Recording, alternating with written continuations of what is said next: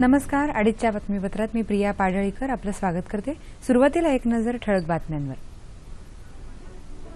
उधमपूरमध्ये सीमा सुरक्षा दलावर हल्ला करणारे दहशतवादी पाकिस्तानचेच, राजनाथ सिंह यांचं संसदेत निवेदन.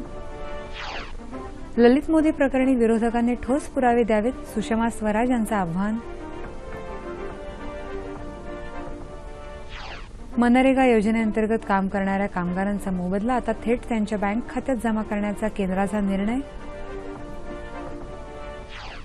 मुख्यमंत्री इंटर्नशिप उपक्रमाद्वारे तरुणांच्या विचारांची शासकीय यंत्रणेशी सांगड, मुख्यमंत्र्यांचं प्रतिपादन.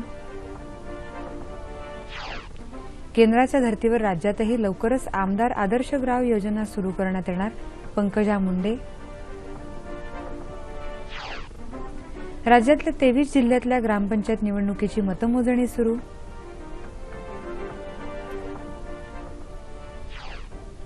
आणि दुसऱ्या जागतिक महायुद्धात हिरोशिमावर झालेल्या अणुबॉम्ब हल्ल्याला 70 वर्ष पूर्ण.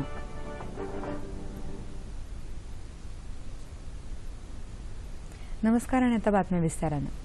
जम्मू काश्मीरमधल्या उधमपूर इथं सीमा सुरक्षा दलाच्या टेहळणी पथकावर हल्ला करणारे दहशतवादी पाकिस्तानचेच असल्याची माहिती केंद्रीय गृहमंत्री राजनाथ सिंह यांनी आज संसदेत दिली. काल झालेल्या उधमपूर दहशतवादी हल्ल्यासंदर्भात राजनाथ सिंह यांनी आज संसदेच्या दोन्ही सभागृहात निवेदन दिलं. मोहम्मद नावीद याकूब उर्फ उस्मान असं जिवंत पकडण्यात आलेल्या दहशतवाद्याचं नाव असून तो पाकिस्तानातल्या फैजलाबादचा रहिवासी असल्याचं त्यांनी सांगितलं. ताब्यात घेण्यात आलेल्या दहशतवाद्याकडून AK-47 रायफल्स तसंच मोठ्या प्रमाणात शस्त्रसाठा जप्त केल्याचं राजनाथ सिंह यांनी यावेळी सांगितलं. या दहशतवाद्याची राष्ट्रीय तपास संस्थेकडून कसून चौकशी सुरू असून यामुळे अनेक धागेदोरे हाती लागू शकतील असा विश्वास त्यांनी यावेळी व्यक्त केला. देशातल्या नागरिकांच्या सुरक्षेच्या दृष्टीनं दहशतवादाचा बिमोड करण्यासाठी केंद्र सरकार कटिबद्ध आहे अशी ग्वाही राजनाथ सिंह यांनी यावेळी दिली. उधमपूरमध्ये पाकिस्तानी दहशतवाद्यांची जीवाशी बाजी लावून 2 हात करणाऱ्या सर्व जवानांचा शौर्य पुरस्कार देऊन गौरव करण्यात येईल असंही त्यांनी यावेळी सांगितलं.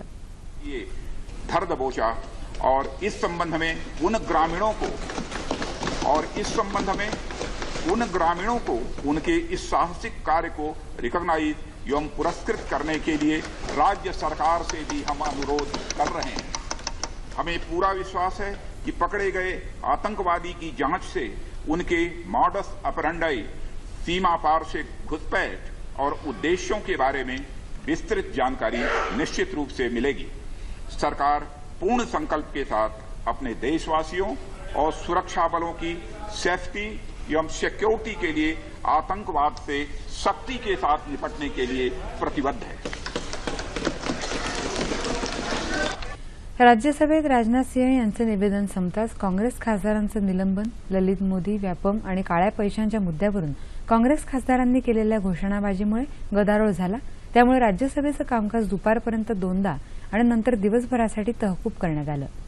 IPLचे माजी अध्यक्ष ललित मोदी यांना मदत केल्याचा आरोप विरोधकांनी केल्याच्या पार्श्वभूमीवर परराष्ट्र व्यवहार मंत्री सुषमा स्वराज यांनी आज लोकसभेत निवेदन दिलं.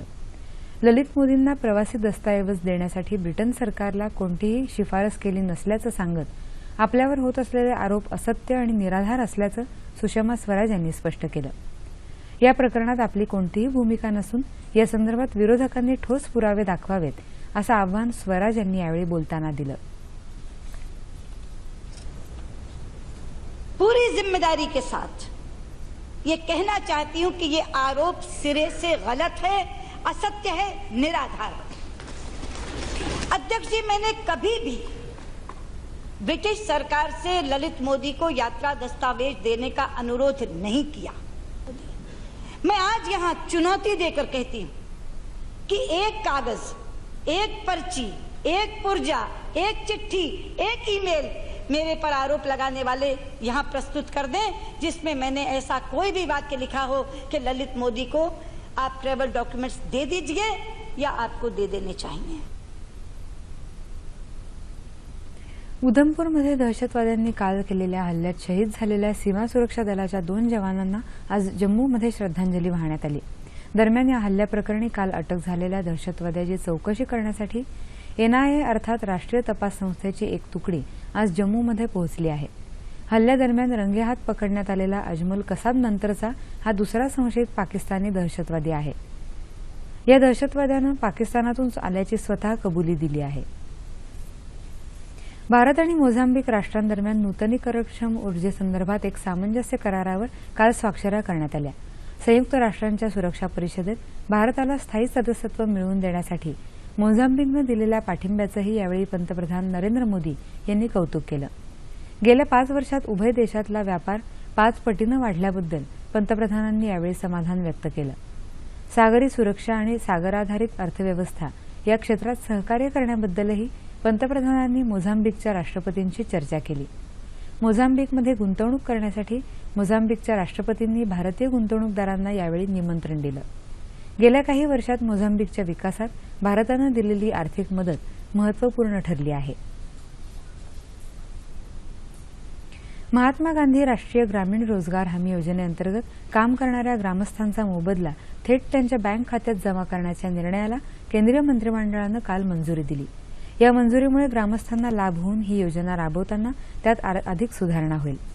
सार्वजनिक क्षेत्रातल्या दूरसंचार कंपन्या म्हणजेच BSNL आणि MTNL द्वारा परत केलेल्या CDMA स्पेक्ट्रमच्या नुकसान भरपाईसाठी दोन्ही कंपन्यांना जवळपास 626 कोटी रुपये देण्याच्या प्रस्तावालाही मंजुरी देण्यात आली. उच्च न्यायालयाच्या सेवानिवृत्त न्यायाधीशांना 1 रँक 1 पेन्शन देण्याच्या निर्णयालाही केंद्रीय मंत्रिमंडळानं काल दिल्लीत मंजुरी दिली. वाणिज्य संदर्भातल्या वादविवादांमध्ये जलदगतीनं मार्ग काढण्यासाठी मध्यस्थी करण्याच्या कायद्यात सुधारणा करण्यासही मंत्रिमंडळानं मान्यता दिली. CPI माओइस्ट या बंदी घातलेल्या नक्षलवादी संघटनेवर पोलिसांनी केलेल्या कारवाईमध्ये आतापर्यंत 26 नक्षलवाद्यांना अटक करण्यात आली आहे. छत्तीसगडच्या बिजापूर जिल्ह्यात विविध ठिकाणी या नक्षलवाद्यांना पकडण्यात आल्याची माहिती बिजापूरचे अतिरिक्त पोलीस अधीक्षक इंद्रकुमार एलसेला यांनी PTIला दिली. लुईस बर्जर लाच प्रकरणात गोव्याचे माजी सार्वजनिक बांधकाम मंत्री चर्चिल आलेमाव यांना काल रात्री 10:30 वाजता अटक झाल्याची माहिती पोलीस अधीक्षक कार्तिक कश्यप यांनी दिली आहे. लाचखोरीच्या प्रकरणात आलेमाव यांचा हात असल्याचं सिद्ध झाल्यामुळे पुढील चौकशीसाठी त्यांना ताब्यात घेतल्याचं गुन्हे शाखेच्या अधिकाऱ्यांनी सांगितलं. मात्र या प्रकरणी आपण निर्दोष असल्याचा दावा आलेमाव यांनी PTIशी बोलताना केला आहे. आलेमाव यांची आज वैद्यकीय चाचणी घेण्यात येणार असून त्यांना एका स्थानिक न्यायालयात सादर केलं जाणार आहे. या प्रकरणी गोव्याचे माजी मुख्यमंत्री दिगंबर कामत यांचीही चौकशी करण्यात आली होती. कामत यांनी अग्रिम जामिनासाठी अर्ज केला असून उद्या त्यावर सुनावणी अपेक्षित आहे. मुख्यमंत्री इंटर्नशिप उपक्रमाद्वारे तरुणांच्या नव्या विचारांची शासकीय यंत्रणेशी सांगड घालायला मदत होईल असा विश्वास मुख्यमंत्री देवेंद्र फडणवीस यांनी व्यक्त केला आहे. तरुणांच्या आशा आकांक्षांचं प्रतिबिंब शासनाच्या ध्येय धोरणात उमटवण्यासाठी तयार करण्यात आलेल्या मुख्यमंत्री इंटर्नशिप उपक्रमाचा प्रारंभ काल मुख्यमंत्र्यांच्या हस्ते मंत्रालयात झाला, त्यावेळी ते बोलत होते. या उपक्रमासाठी 7 महिलांसह 40 उमेदवारांची निवड झाली असून त्यांना मानधन तत्वावर 11 महिन्यांसाठी विविध सरकारी विभागांमध्ये तसंच जिल्हाधिकारी कार्यालयांमध्ये काम करता येणार आहे. या उपक्रमामुळे उमेदवारांना अनुभव मिळेल आणि शासनाला तरुणांमधील नव्या दृष्टिकोनाचा लाभ होईल. यासाठी मुख्यमंत्री इंटर्नशिप उपक्रम गांभीर्यानं राबवणं गरजेचं आहे असं मुख्यमंत्र्यांनी यावेळी सांगितलं. गुणात्मक मनुष्यबळाचा उपयोग राज्याच्या विकासासाठी करता यावा यासाठी मुख्यमंत्र्यांच्या संकल्पनेतून राबवण्यात आलेला हा पहिलाच उपक्रम आहे. यावेळी या उपक्रमांतर्गत निवडलेल्या प्रशिक्षणार्थींशी मुख्यमंत्र्यांनी संवाद साधला. प्रधानमंत्री आदर्श ग्राम योजनेच्या धर्तीवर राज्यातही लवकरच आमदार आदर्श ग्राम योजना सुरू करण्यात येणार आहे अशी माहिती ग्रामविकास मंत्री पंकजा मुंडे यांनी मुंबईत पत्रकारांना दिली. याबाबत राज्य सरकारतर्फे सर्व आमदारांना पत्र पाठवण्यात आलं असून विकासासाठी कोणतं गाव त्यांना दत्तक घ्यायला आवडेल याची यादी 15 ऑगस्टपर्यंत सादर करायला सांगितलं आहे असं मुंडे यांनी सांगितलं. आमदारांनी गाव निवडल्यावर त्याच्या विकासासाठी त्यांना प्रशिक्षण पुरवलं जाईल असंही त्या म्हणाल्या. गावाच्या विकासात ग्रामसभा सरपंच महत्वाची भूमिका बजावतात. भविष्यातही ती तशीच राहील. आमदार आदर्श ग्राम योजनेत ही विकासाची प्रक्रिया लक्ष्याधारित होईल. आतापर्यंत गावांमध्ये लक्ष्याधारित विकास प्रक्रिया राबवली जात नसे, त्यामुळे सरकारी निधीचं योग्य उपयोजन होत नव्हतं असं पंकजा मुंडे यांनी यावेळी सांगितलं. 2011च्या जनगणनेनुसार राज्यात 43,665 गावं असून राज्यातल्या 11,23,00,000 नागरिकांपैकी सुमारे 6,16,00,000 नागरिक ग्रामीण भागात राहतात. मुंबई आणि नवी मुंबई यांना जोडणारा ट्रान्स हार्बर लिंक प्रकल्प साकारण्यासाठी जपान इंटरनॅशनल कोऑपरेशन एजन्सीनं स्वारस्य दाखवलं आहे, अशी माहिती मुख्यमंत्री देवेंद्र फडणवीस यांनी काल दिली. ट्रान्स हार्बर लिंकसाठी दीर्घ काळाकरता कमी दरात कर्ज उपलब्ध करून देण्याबरोबरच तांत्रिक मदत करण्याची ही तयारी जपान इंटरनॅशनल कोऑपरेशन एजन्सीनं दाखवली आहे, असं फडणवीस यांनी ट्विटरच्या माध्यमातून सांगितलं. प्रस्तावित ट्रान्स हार्बर लिंक हा 22 किलोमीटरचा मुक्त मार्ग असून ठाणे मार्गे जोडला जाणार आहे. जपान इंटरनॅशनल कोऑपरेशन एजन्सीचे अधिकारी आणि मुख्यमंत्र्यांची काल मुंबईत बैठक झाली, त्यानंतर त्यांनी ही माहिती दिली. त्याआधी राज्यातल्या 5 जिल्ह्यात नाबार्डच्या मदतीनं जलयुक्त शिवार योजनेची कामं प्रायोगिक तत्वावर राबवण्याचे आदेश काल मुख्यमंत्री देवेंद्र फडणवीस यांनी दिले.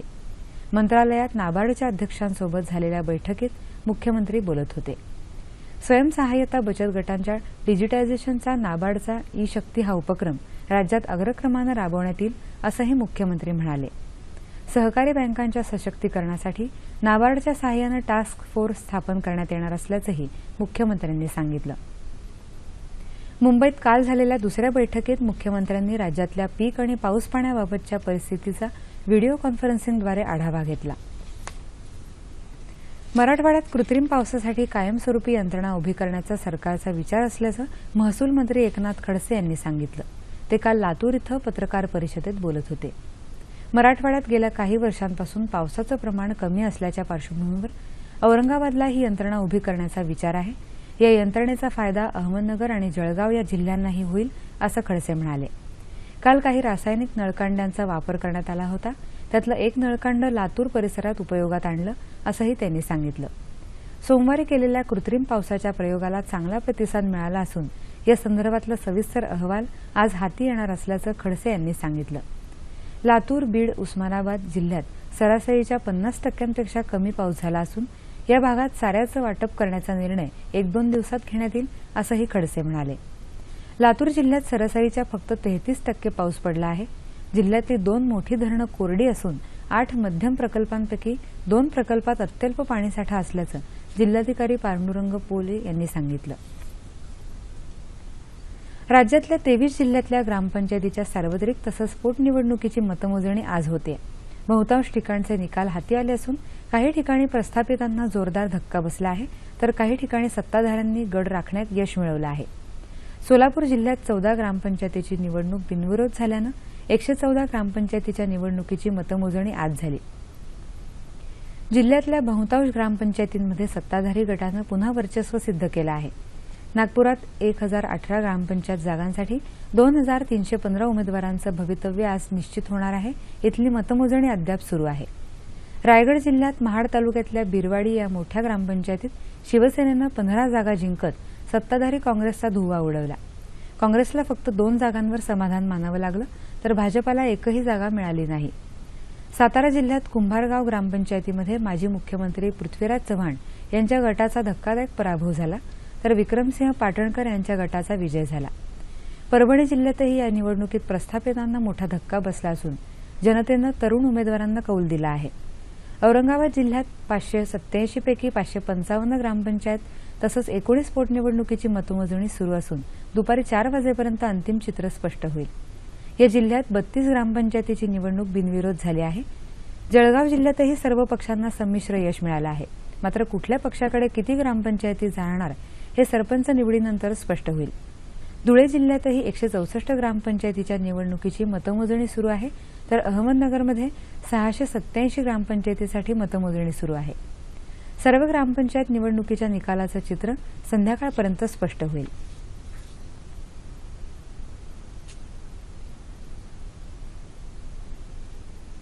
महाराष्ट्र राज्य साहित्य आणि संस्कृती मंडळाच्या अध्यक्षपदी औरंगाबाद इथले ज्येष्ठ साहित्यिक बाबा भांड यांची नियुक्ती करण्यात आली आहे. मराठी भाषा विभागाचे मंत्री विनोद तावडे यांनी काल मुंबईत पत्रकार परिषदेत ही माहिती दिली. महाराष्ट्र राज्य मराठी विश्वकोश निर्मिती मंडळाच्या अध्यक्षपदी दिलीप करंबेळकर यांची, तर भाषा सल्लागार समितीच्या अध्यक्षपदी सदानंद मोरे यांची निवड करण्यात आली आहे. महाराष्ट्र राज्य साहित्य आणि संस्कृती मंडळ, महाराष्ट्र राज्य मराठी विश्वकोश निर्मिती मंडळ आणि भाषा सल्लागार समिती यांची पुनर्रचना करण्यात आली असून इतर सदस्यांची नावंही काल तावडे यांनी जाहीर केली. अवयवदानाविषयी जनजागृतीची गरज असून त्यासाठी स्वयंसेवी संस्थांचा सहभाग गरजेचा असल्याचं आरोग्य आणि कुटुंब कल्याण मंत्री डॉक्टर दीपक सावंत यांनी काल मुंबईत सांगितलं. मुंबईतली हृदय प्रत्यारोपणाची पहिली यशस्वी शस्त्रक्रिया करणारे फोर्टिस रुग्णालयाच्या डॉक्टरांच्या पथकाचं अभिनंदन केलं. अत्यवस्थ रुग्णांसाठी मुंबईत कायमस्वरूपी ग्रीन कॉरिडॉर निर्माण करण्यासंदर्भात सरकार लक्ष घालेल असं आश्वासन त्यांनी दिलं. मुंबईतली वाहतूक लक्षात घेऊन आपत्कालात रुग्णवाहिकांसाठी विशेष मार्गिका उपलब्ध व्हायला हवी असं ते म्हणाले. काँग्रेस पक्षाच्या लोकसभेतल्या 25 खासदारांचं निलंबन रद्द करण्याच्या मागणीसाठी आज लातूर इथल्या गांधी चौकात काँग्रेसनं धरणं आंदोलन केलं. सरकारनं काँग्रेस खासदारांचं निलंबन मागे घेतलं नाही तर तीव्र आंदोलन करू असं जिल्हाध्यक्ष अॅडव्होकेट व्यंकट बेंद्रे यांनी यावेळी सांगितलं. मात्र या धरणं आंदोलनाकडे जिल्ह्यातले तिन्ही आमदार, महापौर, नगरसेवक यांनी पाठ फिरवली. धानाचा जिल्हा ही भंडारा जिल्ह्याची खरी ओळख. मात्र आता वाया जाणाऱ्या पावसाच्या पाण्याचा वापर शेतीसाठी व्हावा या उद्देशानं या जिल्ह्यात पाणी अडवा पाणी जिरवा या मोहिमेअंतर्गत नवा प्रकल्प राबवण्यात येतोय. पुरेसा पाऊस मात्र नियोजनाचा अभाव, यामुळे बऱ्याचदा पावसाचं पाणी वाया जातं.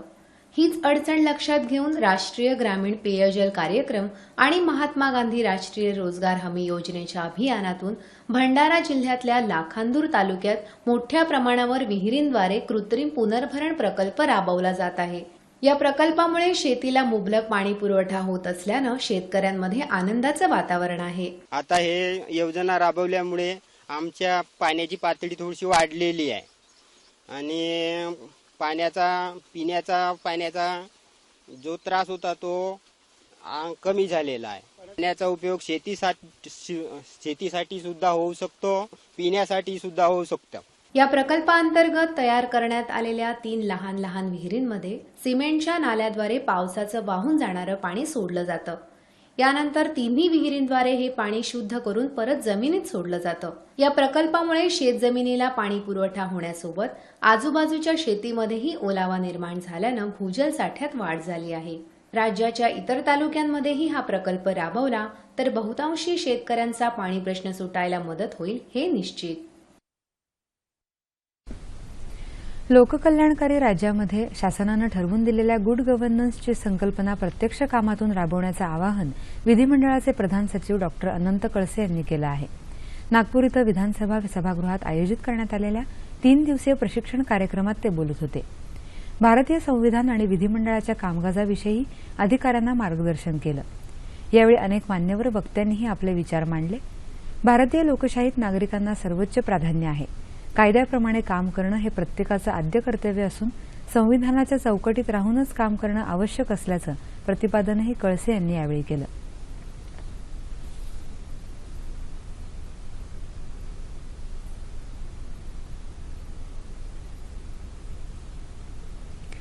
मुंबईतल्या एशियाटिक सोसायटीच्या ग्रंथालयाच्या डिजिटायझेशनच्या प्रकल्पाचं उद्घाटन काल राज्यपाल चे विद्यासागर राव यांच्या हस्ते झालं. या प्रकल्पामुळे ग्रंथालयातल्या लाखो दुर्मिळ ग्रंथांचा ठेवा जगभरातल्या अभ्यासकांसाठी खुला होणार आहे. यासाठी राज्य सरकारनं 5 कोटी रुपयांचा निधी मंजूर केला आहे. या प्रकल्पांतर्गत ग्रंथालयातले 1 लाख ग्रंथ, 2,500 हस्तलिखित आणि 1200 नकाशांचं डिजिटायझेशन आणि मायक्रोफिल्मिंग केलं जाणार असल्याची माहिती यावेळी एशियाटिक सोसायटीचे अध्यक्ष शरद काळे यांनी दिली.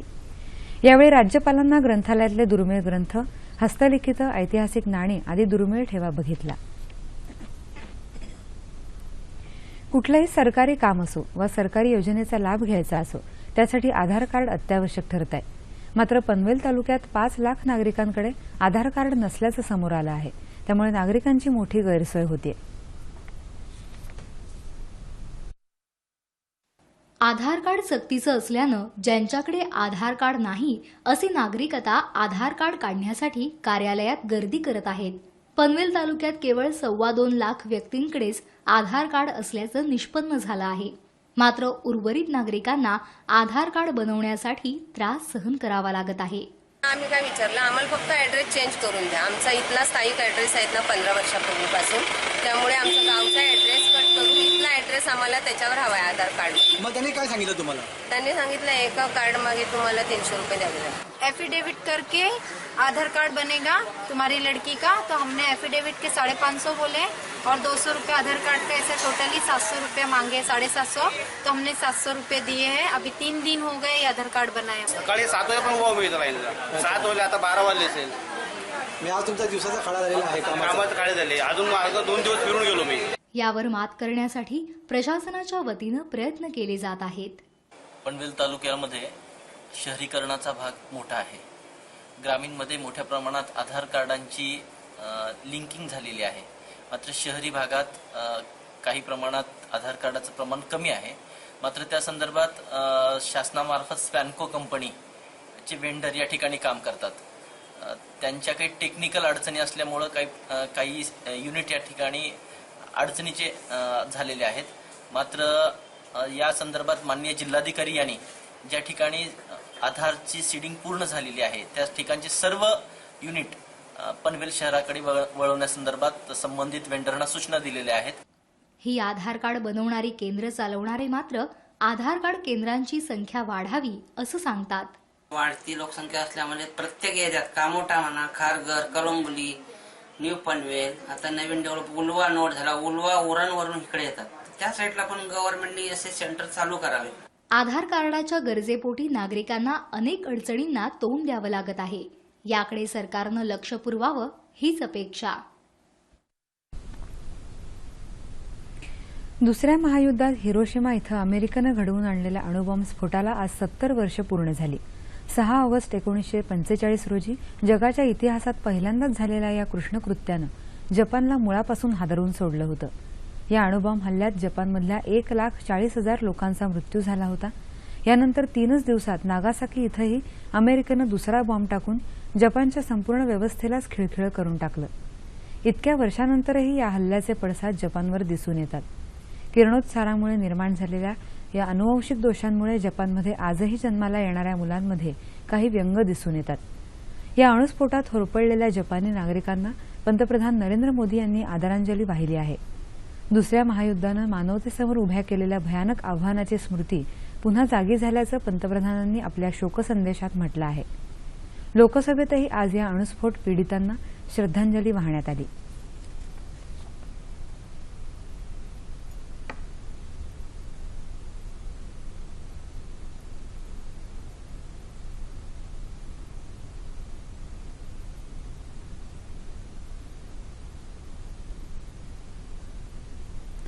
किक बॉक्सिंग खेळाला केंद्र सरकारची मान्यता देण्याबाबतचा प्रस्ताव क्रीडा मंत्रालयाच्या विचाराधीन असून लवकरच या संदर्भात निर्णय घेतला जाईल असं आश्वासन केंद्रीय क्रीडा सचिव अजित मोहन सरन यांनी दिलं।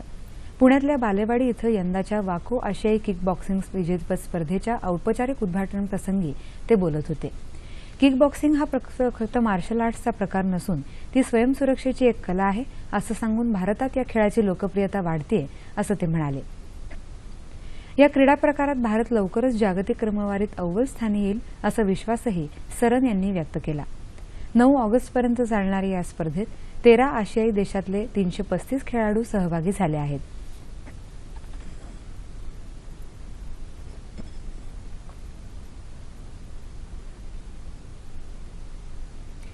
युरोप दौऱ्यावर असलेल्या भारतीय हॉकी संघानं दुसऱ्या आणि अंतिम सामन्यात फ्रान्सचा काल 4-1 असा पराभव केला।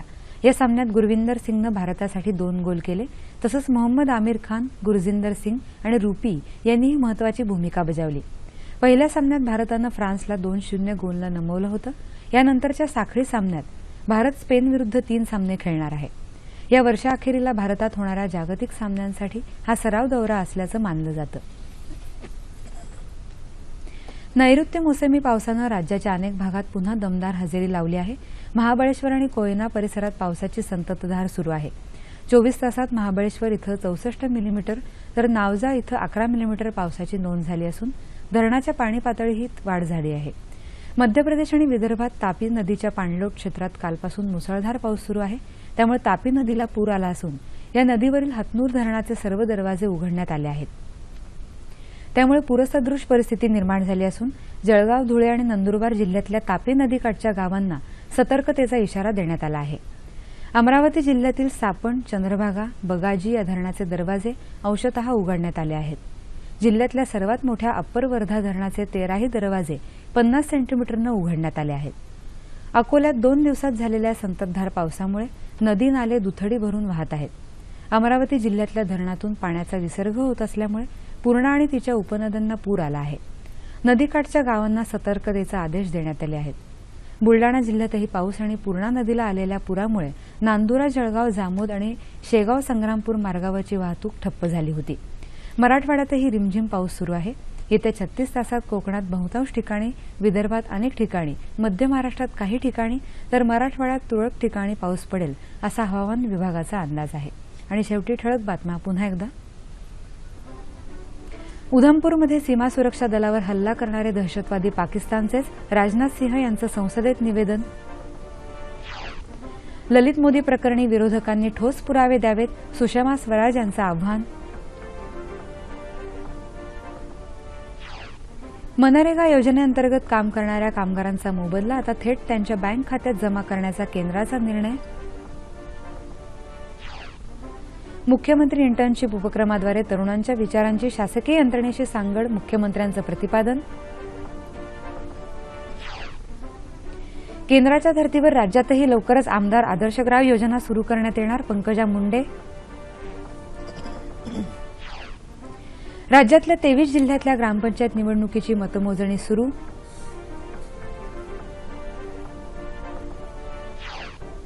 आणि दुसऱ्या जागतिक महायुद्धात हिरोशिमावर झालेल्या अणुबॉम्ब हल्ल्याला 70 वर्ष पूर्ण.